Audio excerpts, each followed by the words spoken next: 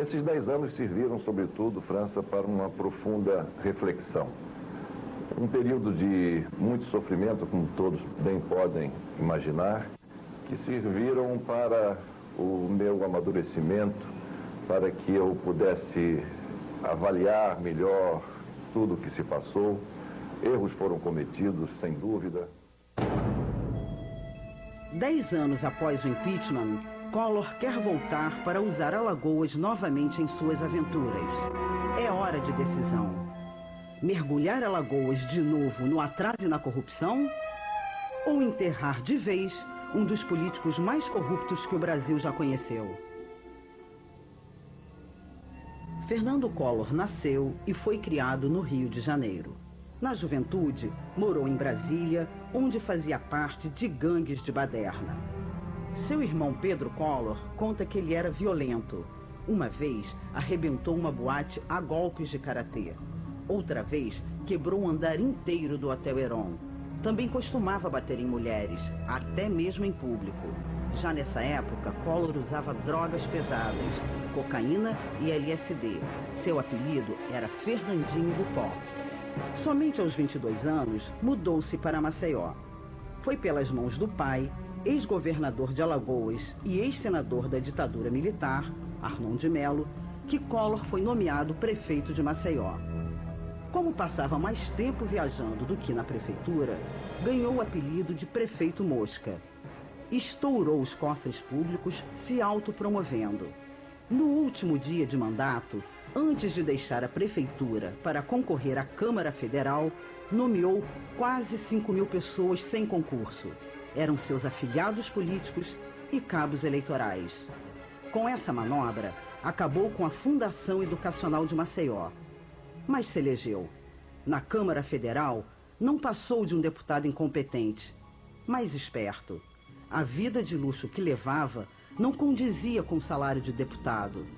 Ganhou um novo apelido: Príncipe da Corrupção. Em 86, financiado por uma campanha caríssima para o governo de Alagoas, Collor prometeu colocar na cadeia todos os marajás e moralizar o serviço público. Ameaçou tomar as terras dos usineiros que deviam uma fortuna ao Banco do Estado, o Produban, para fazer reforma agrária. Mas Collor já assumiu o cargo pensando na presidência da República. Governou permanentemente em campanha.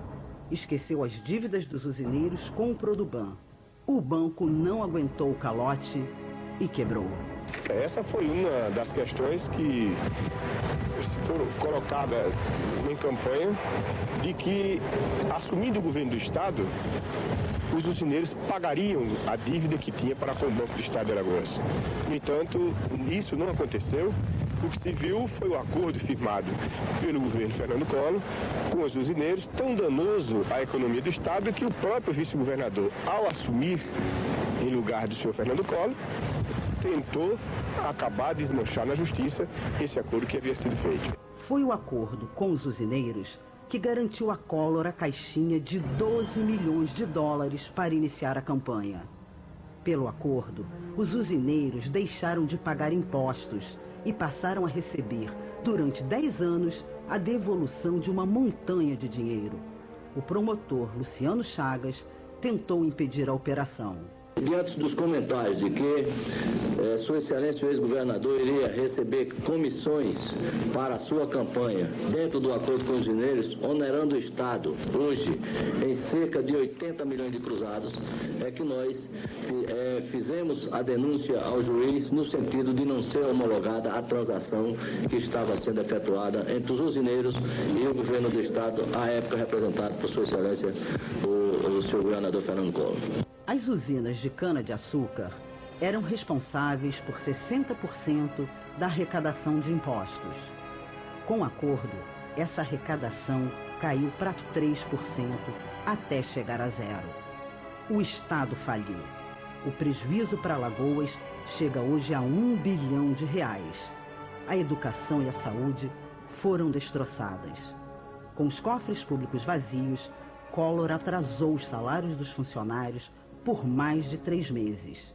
Eles eram humilhados nas enormes filas nas portas dos bancos para receber salários de miséria. E então, por que essa situação? Essa situação porque não tem dinheiro para pagar o povo e ele está levando dinheiro para fazer a campanha política lá fora. Ele está fazendo a campanha às custas da gente. A situação chegou a um ponto tão crítico que um servidor público morreu de fome em pleno trabalho. Os alagoanos, revoltados com o governador, que se dedicava à campanha presidencial e mal aparecia no palácio, foram às ruas cobrar as promessas feitas por Collor. A resposta foi brutal. Collor jogou a polícia contra os trabalhadores.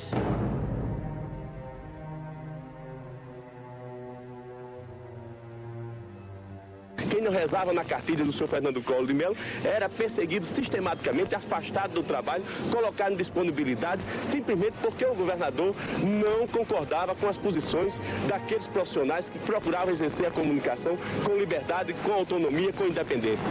Collor não cobrou as dívidas dos usineiros, nem fez nenhuma reforma agrária nas propriedades deles. Ele prometeu. Há muitos anos que ele promete isso. Antes dele ser candidato, ele já falava que quando se candidatasse e que se ganhasse para governador, a prioridade dele era essa, de favorecer a reforma agrária no estado. Mas só que isso não aconteceu, não. E até aqui ainda ninguém recebeu nada dele. Depois a gente mudou aqui, agora estamos nessa fazenda, chega a polícia lá de 3 regiões, faixa dos 50 policiais. Falaram pra gente que tinha ido lá reivindicar, procurando armas, que a gente eram grupos de bandido. Onde a gente conhece, sabe muito bem onde é que tem vários grupos de bandido por aí, eles nunca vão lá procurar. E lá com a gente, o que as armas que encontraram lá, tomaram a foice da gente trabalhar, que é um instrumento de trabalho que a gente tem. Tomaram machado, tesoura das mulheres, que as mulheres usam para costurar algumas coisas, alguma roupa das crianças. Né? Até as tesouras, as mulheres foram reclamando, eles falaram que se elas reclamassem muito, cortaria a língua das mulheres. A polícia chegou, com a ignoração, todo mundo caiu derrubando com garrafa só, aqueles que davam uma palavra, ele, e com o custo das pingadas nos pinhais, teve cidadão aqui que saiu relado. O desgoverno de Collor também custou muito caro a educação em Alagoas. Mais de 140 mil crianças ficaram sem vagas no ensino público. Collor não reformou nem construiu uma escola sequer. Ao contrário, fechou 8 só em Maceió. Além disso, devolveu ao Ministério da Educação 62% dos recursos por falta de planejamento e aplicação. A sua escola? Tá caindo pedaço, é pinga, que vão para outra sala.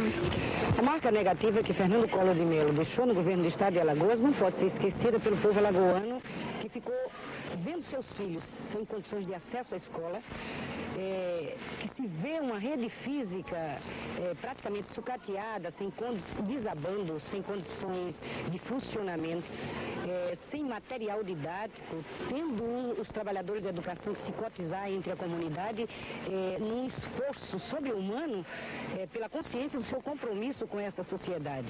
Não dá para esquecer também a política salarial.